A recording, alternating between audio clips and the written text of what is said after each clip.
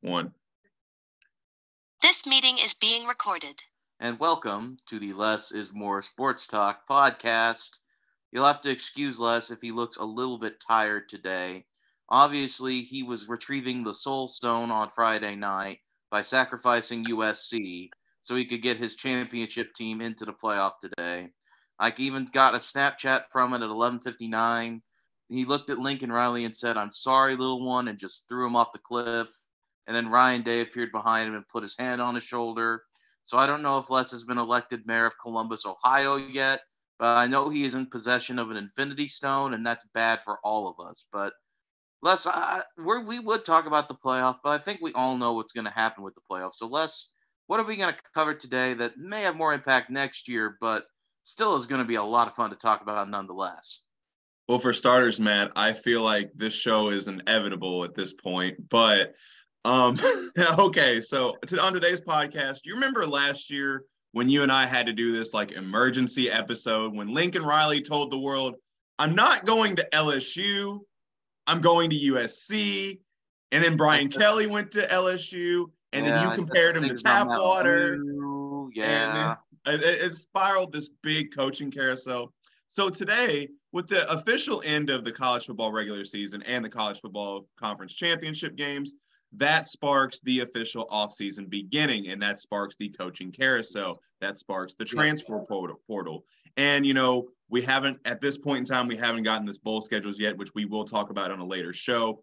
But we already got a major bombshell in the coaching carousel when my man Neon Primetime Deion Sanders has chosen to leave Jackson State and going to Colorado. I'm going to be honest, Matt. I'm shocked, and I know social media has very mixed opinions on this. Matt, what is your opinion on those takes? I have two Deion Sanders takes. I'm going to get to the more analytical one here first, which is the one tweet I did see. And yes, this is shocking. Colorado, they do have a national championship. They're not a traditional power by any stretch of the imagination, however. So that was the thing I think that shocked a lot of people is that you would leave a team that you've won like a SWAC championship with in your first year to go to a team on the West second year, sorry. Mm-hmm. Still, regardless, within 3 years of being there, to go to a Pac-12 team, which isn't one of the top-ranked Pac-12 teams, which isn't really which I think finished either like 1-11 or 2-10 this year. Not really a great squad to begin with, who's finished consistently under 500 within the last 5 seasons, and just get rid of all that and go there. And I get people who are being a little bit hesitant about that. Like I said, Colorado isn't the sexiest job in the world. Colorado isn't in the sexiest conference. Colorado, it's just not sexy. Yeah. But then I remembered something, Les.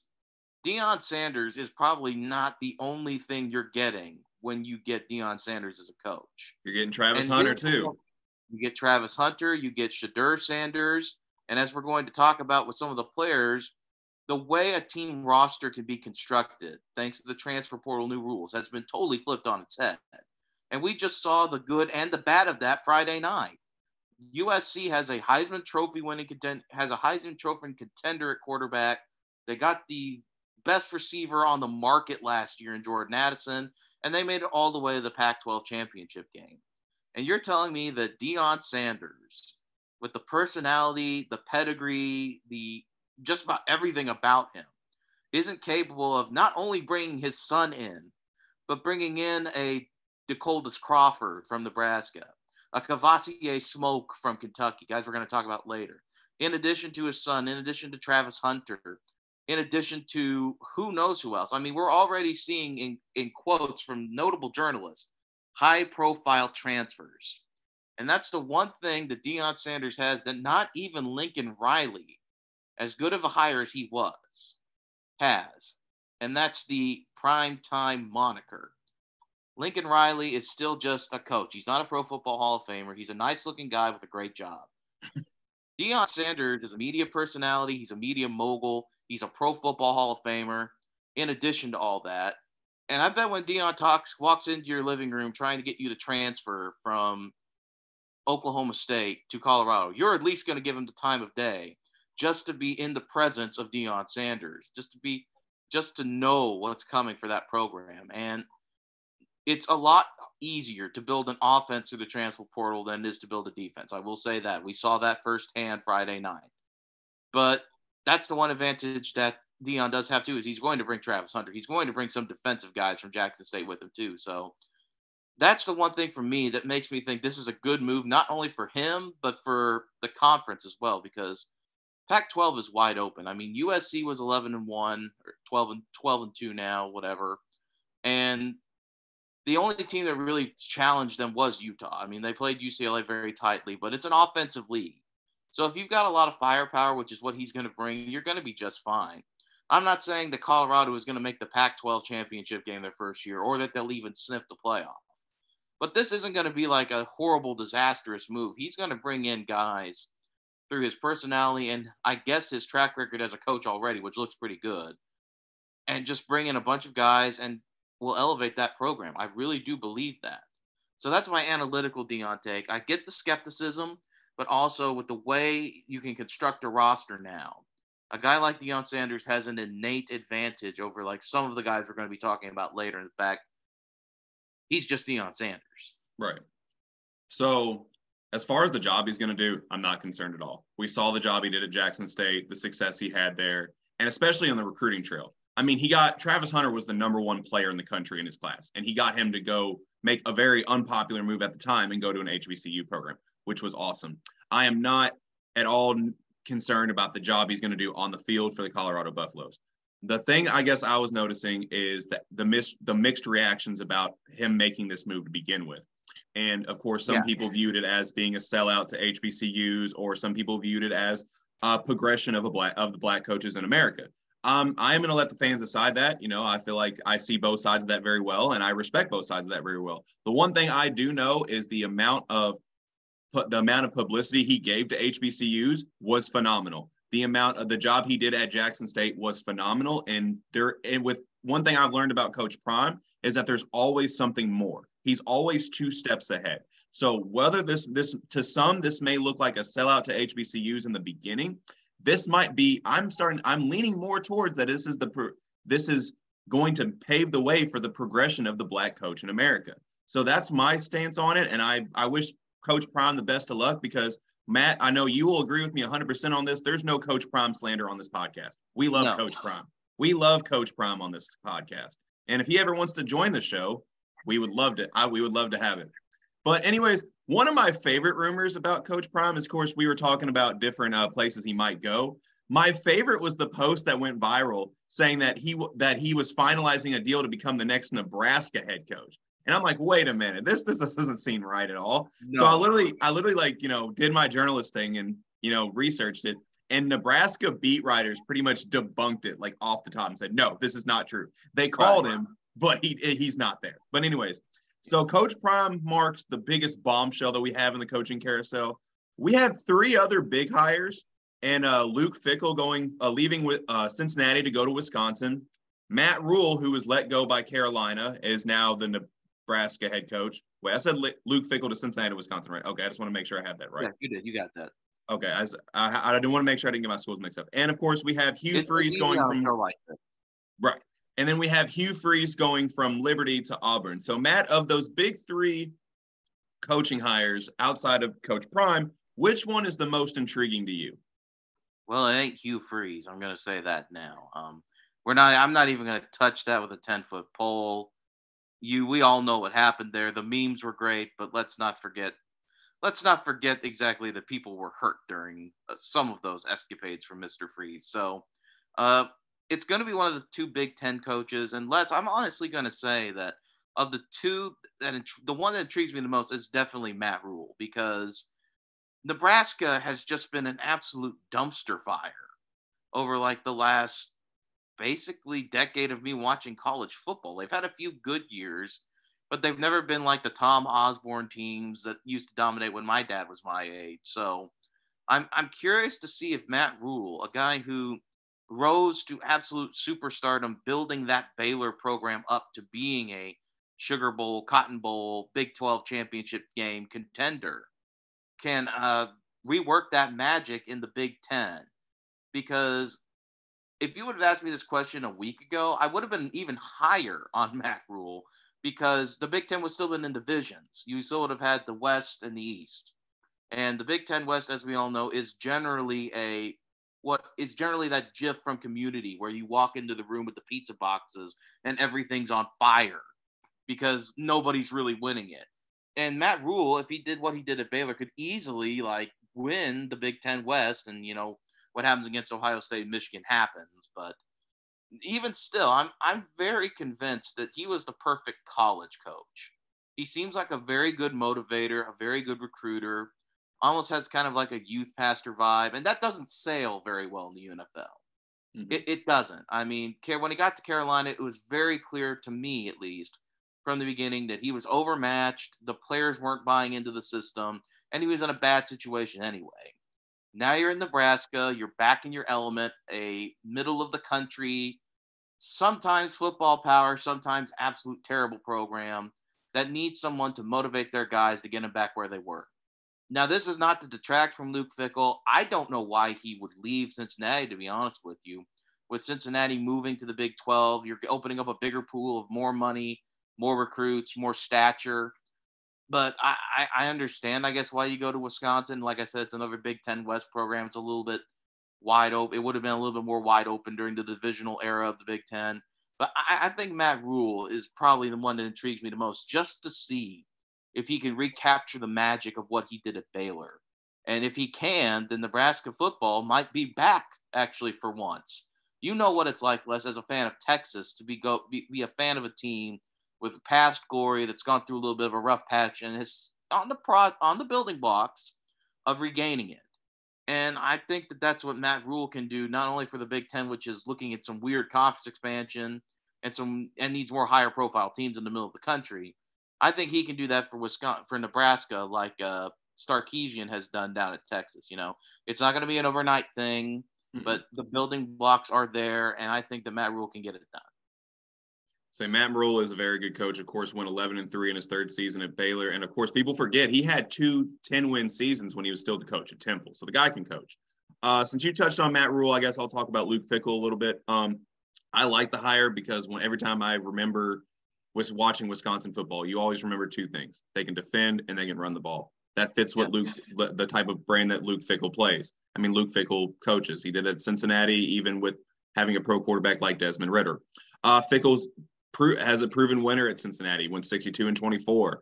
He led the Bearcats to the college football playoff in 2021. They were the first non-Power 5 team in history to do that, and we predicted it. So Fickell, I think, will fit in well at Wisconsin as far as from a play style standpoint. He's proven he can get the players, and I think Wisconsin, I think, again, like you said, will be a contender in the Big Ten West, and of course, but we all know that Big Ten is going to go through Michigan and Ohio State, and of course, when USC and UCLA come into the Big Ten, it'll be an even more intriguing matchup. But right, man. But Hugh Freeze going to Auburn, I guess one thing, I understand. One thing I will say that he has going for him is that he did coach in the SEC prior, and he coached from Ole Miss from 2012 to 2016. Little lesson here, kids. You know how in school they teach you not to research on Wikipedia? Well, I was taking notes for this podcast, and I just happened to stumble on Hugh Freeze's Wikipedia page just to see where all he's coached. And if you look on the Wikipedia page, his coaching record at Ole Miss is 10-25. And with all 10 wins coming in one season, that's not right at all. That is not right. No, so obviously, that is why you do not look in Wikipedia, obviously. And so to avoid confusion, I did not get my information from Wikipedia. I just stumbled on it just to see where all he's coached. But the actual facts I got from other sources. So just so we're clear. But that, if you take anything away from this podcast, do not research on Wikipedia. I promise you. And if the one thing I will say about the Hugh Freeze hires, I would be a lot more happy if I was an Auburn fan if it was Lane Kiffin. We all know how that media circus went down with the beat writers once again and the arguing. But I got to admit, I would have been happier for Auburn if it was Lane Kiffin, just because who doesn't love the new reformed Lane Kiffin? He's so much fun. Right. So I guess that wraps up the other big three hires. And of course, I do want to point out that we are far from over in the coaching carousel. Matt and I are just talking about the rumors that we're hearing so far.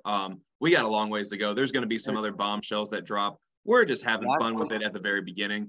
So I guess speak one thing into existence, and that's Jamie Chadwell to Cincinnati. Jamie Chadwell to Cincinnati. Okay, I was gonna ask you that here in a second because I was gonna talk about some rumors that we're hearing. But Jamie Chadwell to Cincinnati. Why do you want that to happen? I really can't tell you. I just think it'd be a lot of fun. Okay, fair enough. Hey, bring Mullins back to Cincinnati, damn it. That's what we're here to do. We're here to have fun and talk about the rumors that we're heard. So I'm gonna ask you, I guess, another rumor in here in a minute, but I'm gonna talk about the three rumors that I'm hearing that two of which I really don't hope happen, but one of which I would be okay with. They all involve Duke. They involve Duke and Texas coaches.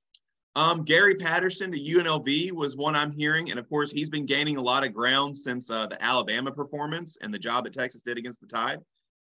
Obviously, I think the job that he's done has done wonders, so I hope he doesn't leave. The one that I like even less is that Stanford is apparently going after Mike Elko, the deserved ACC Coach of the Year. I can finally say that. Because as we all know, David Shaw resigned after 12 seasons. Elko, of course, went 8-4 in his first season at Duke, which is more than Duke won the previous two seasons combined, and they're going to their first bowl game since 2018. So obviously there's reasonable interest in why Stanford would want to go after Mike Elko. Obviously, I'm hoping it doesn't happen, and I'm hearing other rumors that he's not at the top of the list, so I'm hoping they stay away from him. But one I think that is legit, and I could definitely be okay with happening, is Texas wide receiver coach Brennan Marion becoming the next Tulsa head coach. I like that. I'd be all right with that because, he's a Tulsa alum, so it makes sense. Yeah. So, yeah, I'd be okay with that. But, Matt, any other rumors you're hearing you'd like to touch on before we get into the transfers? Not really, no. I will say, though, that the idea of Gary Patterson going to UNLV does surprise me because I was shocked UNLV fired their head coach. I mean, they did go 5-7, but for UNLV, who had won like one game as recently as 2 years ago, there was clearly an improvement going on, and they just kind of pulled the plug on it a bit too early. But, if you can get Gary Patterson, a guy who's got a lot of, a word I've been saying a lot to show pedigree to him from his time with the Texas Christian, TCU, the Horned Frogs, which are actually lizards. That's a story for another time. But I guess you've got to make that move because, you could either build a program slowly or see what happens when you hire a guy with some brand name recognition who's got a little bit of a name brand element to him. But no, I haven't seen anything about the coaching carousel. It's really been that interesting like you have. But I'm excited to talk about the transfers now. So here we go, because this is where it gets interesting. This is where it gets interesting. And of course, as Matt and I alluded to on last year's episode, that the transfer portal has hit over 2,000 players the last couple of years. Right now, correct me if I'm wrong, Matt, I'm seeing 139. However, the transfer portal does not officially open up until tomorrow. So obviously there's going to be a lot more come in, as we all know. But there's been some big names that have already made their announcement that they intend to transfer. Of course, being a Texas fan, we've got over 7 players transferring. None bigger than Hudson Card himself, but obviously that makes sense. We got Quinn Ewers, Arch Manning coming in. Wish him the best of luck. Matt, you're a Big Ten guy. I'm sure you were wanting to talk about Cade McNamara a little bit. No, you weren't? No, I'm shaking my head because I have no idea what's going on there, man. You just want me to get into it. So fans of the show remember former podcast host Jacob Klukas. He and I were talking about this move earlier, and he said, well, this doesn't make sense to me either because he's going to go from one team that wouldn't let him throw the ball to another. That's my thought exactly. I mean, Iowa.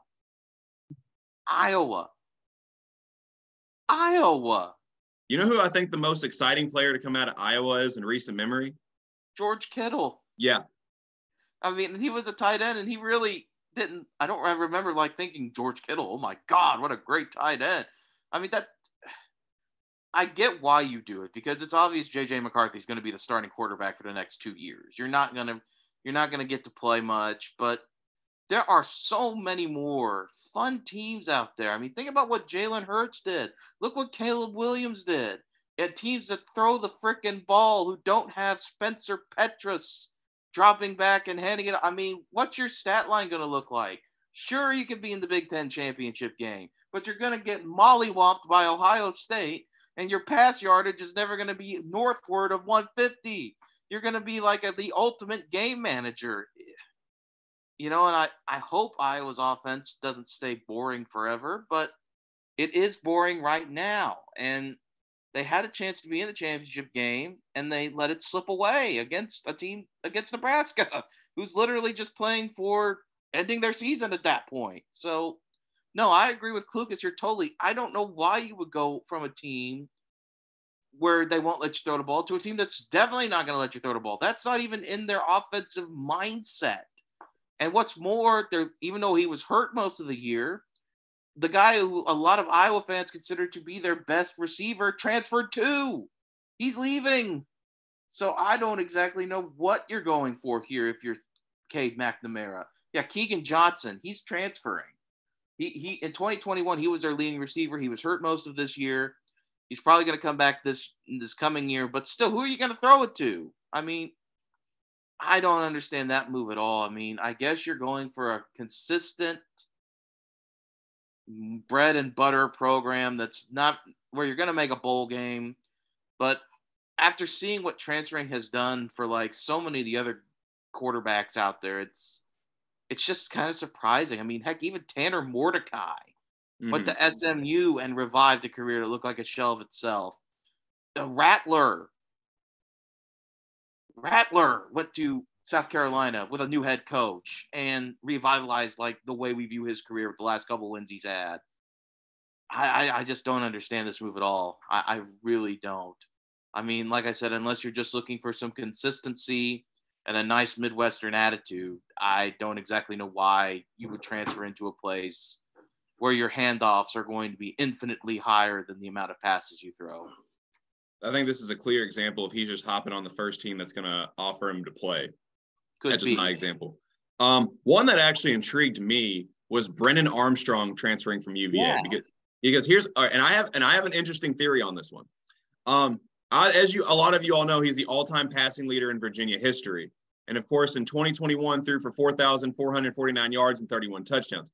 This is exactly why last year on the Coaching Carousel episode that I said I was not big on Tony Elliott. Insert him. And in 2022, those yards are literally cut in half, and he threw only 7 touchdowns as opposed to 12 interceptions. Something is clearly not right. I've never been convinced in Tony Elliott as an offensive mind at all. I thought the only reason he looked good at Clemson is because he had my son, Trevor Lawrence. But anyways, do you know where I think he's going to go? No. Is it Clemson? No. Well, it's definitely not Clemson now because it's officially Cade Klubnik's season. He's going to go to Syracuse. I could see that. He's going to reunite with his former offensive coordinator, who was the offensive coordinator for Virginia in 2021, Robert Anae, who is the offensive coordinator at Syracuse. So Brennan Armstrong, book it. He's going to Syracuse. I will hold you to that because I could see that happening. For another ACC. I'm going to be completely wrong. I'm going to be completely wrong, but that was my best guess. Like a UCLA or something, replace DTR. The one thing one of the players from the ACC that really intrigues me is Phil Yurkovich, because at the start of the season, like looking at the mock drafts, there were some that had him going as high as like the 14th, 15th pick to like Indianapolis of all places as like their quarterback of the future, and then he's just had kind of like a falling off year. So I'm going to be interested to see where that kid goes. I think he's got a very good arm, but this season was very, very rough for him. So I'm intrigued to see if he can revitalize that with some program that's not Iowa. Maybe I don't know where he would go. I mean, I could see him being a good fit at a lot of strange places, or even taking a step down and being dominant in like an ACC type scenario, a place like a Cincinnati or something. So. Phil Yurkovich is one that really intrigues me for the quarterback position. Another one that intrigues me at the quarterback position is Hank Bachmeier. So one of Hank Bachmeier at Boise State's early freshman games, like back on my podcast pages, I used to do like this athlete of the week thing. And Hank Bachmeier was one of the very first athletes of the week that I did. because of a very good game he had as a true freshman for the Broncos. He's had an up and down career at Boise State. This one seems interesting because I feel like his dad has a lot of say in what's going on, because his dad is on record saying that his son just had to get the hell out of Boise State.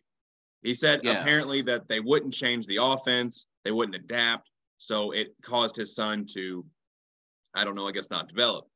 I don't know the family personally. This one kind of seems a little concerning that the dad might have a little more say and might think his son's even a little better than he is. But I think he's an underrated quarterback prospect nonetheless. Yeah. Here's two places I would like to see him go.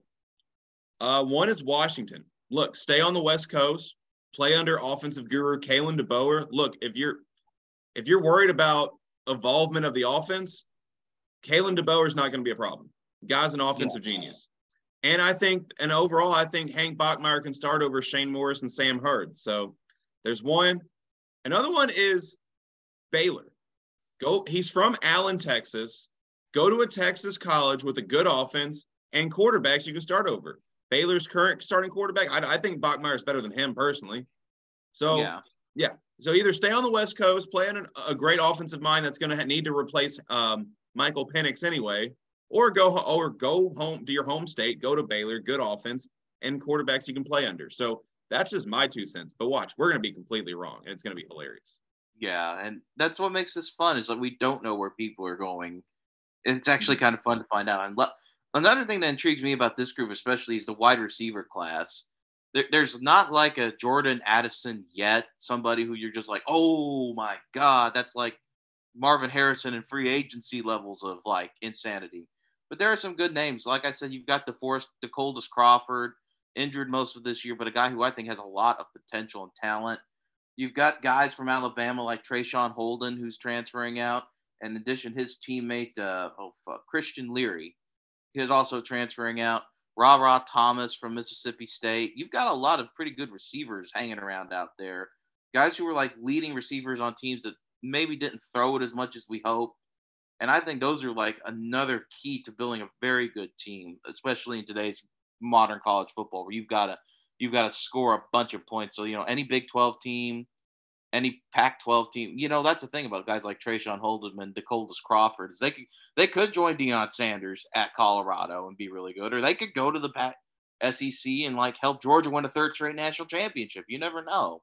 Mm-hmm. That's why sometimes these wide receivers are very intriguing to me. And there are a couple of running backs, Kavasier Smoke, who I think has been playing at Kentucky since I was 12 years old, but apparently he has a medical redshirt and a COVID year. It's really only year 5 for him. It just feels like he's been there a decade. He's a pretty good running back. Kind of got overshadowed by Chris Rodriguez being there all those years. I think he'll be a great pickup for somebody. And Carson Steele, the leading rusher from the MAC from Ball State. Ball State's not going bowling. They missed out by a game. He's a really fun player to watch. I think he'll be a good pickup for a mid-tier team, maybe an AAC, something like that. Oh, and just a couple days ago, we had, I'm going to butcher his name and I apologize, but Theo Weiss Jr. out of Oklahoma, a team who I was unfortunately thinking was better than they were going into this year's campaign. But, oh, well, I also was right about Kansas State, so whatever. There are a lot of good skill position guys out there, too, that I'm very excited to see. And I know people are going to tell me that teams are built in the trenches. And, ultimately that may be true. But let's not forget that USC, with like one of the most pedestrian to bad at times defenses I think I've seen in college football, made it all the way to the Pac-12 title game and was within striking distance of a playoff berth in their coach's first year. So skill positions, very important. So it's ironic that you say that, because I'm looking at the Rivals transfer list, and the number 1 rated player on the Rivals transfer portal is Dante Thornton, receiver formerly out of Oregon. Another big name receiver is Trayshawn Holden, who was at Alabama this year, that was second on the team in touchdowns. Yeah, he's going to be really good. Yeah, I'm interested to see who gets him. Yeah, I'm actually surprised a lot of names that I'm seeing. Haynes King is another one that I'm the guy that was supposed to be the quote unquote like starting quarterback on the. Okay, that's one I want to talk about, because I felt like A&M came into the season with way too much hype because of their insane recruiting class. look, this Yeah. isn't like basketball. No. These great recruiting classes can come in year one and just dominate, right? In some cases, they even not always even so much in basketball, but football, you usually need a couple years for a recruiting class to really dominate and really take its place. Learn to play both, learn how to work with each other. Yeah. Right. So football's not like basketball in that sense. So I think they can, even though they still disappointed, don't get me wrong, but I think they came in with way too much hype over a freshman class that, as we all know, they don't impact right away usually. No, they don't. I don't care if it's the best freshman class of all time. It usually takes a year or two. And you can already see some of the effects of bringing in so many guys that highly rated with their own egos and their own subsets with how many guys are transferring out from there. Hayes Kings isn't the only one. I'm trying to look through my list here to see because I know I've seen Texas A&M 2 or 3 times on here, and it's just shocking how many of them are after one bad year flipping shift. Denver Harris, he's been suspended a lot of seasons. Really good cornerback. He's another one who announced at the same time as Hayes King. I know they've got a defensive lineman leaving. Ish Harris is leaving. Yes, they've got a defensive lineman who, oh man, Adelaide, I'm sorry if I butchered that name. He's transferring out too. You've got a lot of guys at Texas A&M who are already transferring out just because the pressure and the reaction they got from a struggling season, which, these are 18-year-olds, people.